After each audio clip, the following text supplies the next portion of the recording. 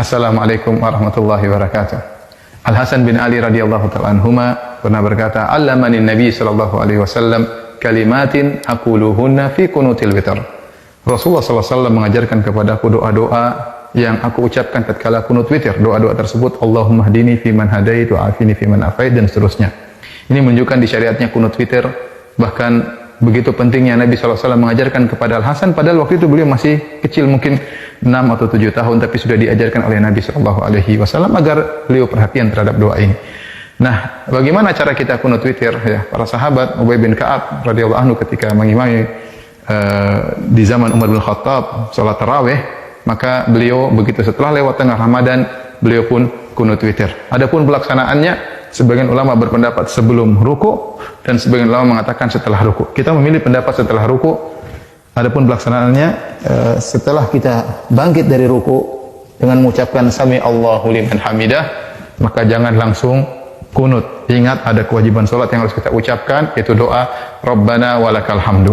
Ya, setelah kita mengucapkan Rabbana walakal hamdu, baru kita kunut, yaitu dengan mengangkat kedua tangan, disunahkan mengangkat kedua tangan, kemudian kita doa dengan yang dianjurkan, doa yang diajarkan Nabi, Allahumma hdini fiman hadait wa afini fiman afait. Kalau kita sendirian, kita menggunakan Allahumma hdini, yaitu Allah berilah petunjuk kepadaku. Ya, tapi kalau kita jadi imam, maka kita rubah kata gantinya menjadi kami, ya. Allahumma hdina, ya Allah berilah petunjuk kepada kami. Allahumma hdina fiman hadait wa afina fiman afait. Dan setelah itu kita boleh baca dengan doa kunut yang diucapkan oleh Umar bin Khattab, Allahumma inna nasta'inuka wa nastaghfiruk, ya, wa nufni 'alaikal khaira kullah wa la nakfuruk. Kemudian Allahumma iyyaka na'budu, dan seterusnya. Dan ini juga dianjurkan. Dan masalah doa kunut, maka tidak ada doa khusus. Seorang boleh membaca doa, ya, yang dia inginkan, ya, tidak mengapa dalam doa kunut, sebagaimana dijelaskan Imam Nawawi rahimahullahu taala, tidak ada doa khusus dalam kunut, tetapi dianjurkan kita membaca doa yang diajarkan oleh Rasulullah sallallahu alaihi wasallam. Hanya saja yang perlu diingatkan, tatkala kita baca doa kunut, apalagi posisi kita sebagai imam, maka jangan lama-lama. Yang sebagian imam, masya Allah, baca doa kunut sampai 10 menit, sampai 20 menit.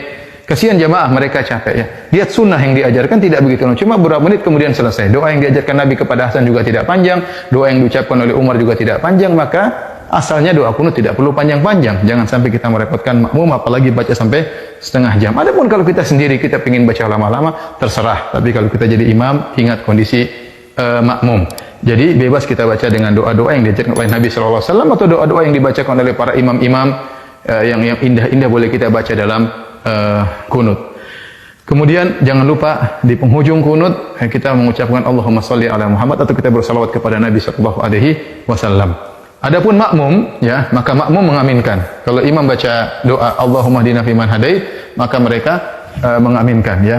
Nah, doa Allahumma hdina fiman hadait dibagi menjadi dua oleh Imam Nawawi rahimahullahu taala. 5 pertama diaminkan, adapun perkara yang berikutnya tidak perlu diaminkan, yaitu Allahumma hdina fiman hadait, ya Allah berilah petunjuk kepadaku, wa afina fiman afait, wa tawallana fiman tawallait, wa barik lana fima a'tait, berilah keberkahan kepada kami, ya, dan seterusnya, wa qina syarra ma qadait, dan jagalah kami dari keburukan. Kemudian apa? Fa innaka taqdi wa la yuqda alaik. Yang 5 ini kita katakan amin, makmum mengatakan amin, amin. Begitu imam mengatakan fa innaka taqdi wa la yuqda alaik innahu la yadhillu ma walait, maka di antara kesalahan makmum jangan mengucapkan amin. Sebagian makmum amin amin terus, ya, mungkin karena tidak paham bahasa Arab. Padahal fa innaka taqdi wa la yuqda alaik itu bukan doa, tetapi sedang pujian. Sama perkataan doanya Umar, Allahumma inna nastaghfiruka wa nasta'inuka wa nastaghfiruk wa nusni 'alaikal khaira kullah. Itu juga pujian, bukan tempat untuk mengaminkan. Maka salah jika makmum terus mengaminkan. Ada saatnya kita mengucapkan amin tatkala imam berdoa, tatkala imam sedang memuji Allah Subhanahu wa taala, maka yang dilakukan oleh makmum bisa salah satu dari 3 perkara. Pertama, makmum diam, mendengarkan saja pujian, jangan mengaminkan. Yang kedua, makmum ikut mengucapkan, ya, apa yang diucapkan imam, ya, fa innaka taqdi wa la yuqda alaik, dia ikut pelan-pelan, innaka taqdi wa la yuqda alaik. Atau yang ketiga, dia bertasbih tatkala imam mengatakan fa innaka taqdi wa la yuqda alaik innahu la yadhillu ma walait, maka dia mengatakan subhanallah subhanallah subhanallah.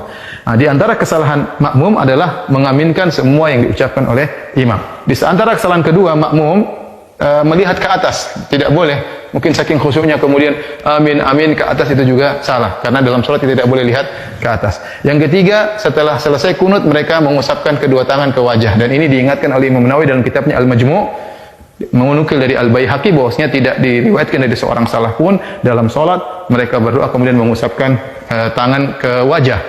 Diriwayatkan dari sebagian salaf, kata Imam Al-Baihaqi, mereka mengusapkan kedua tangan di wajah tatkala berdoa di luar salat. Adapun dalam salat maka tidak ada yang mengusapkan kedua tangannya ke wajahnya. Semoga kita bisa menjalankan kunut witir dengan baik, dan jangan lupakan doa untuk negeri kita, kemudian untuk masyarakat kaum muslimin di dunia, dan semoga wabah segera diangkat oleh Allah Subhanahu wa taala. Wabillahi taufik. Assalamualaikum warahmatullahi wabarakatuh.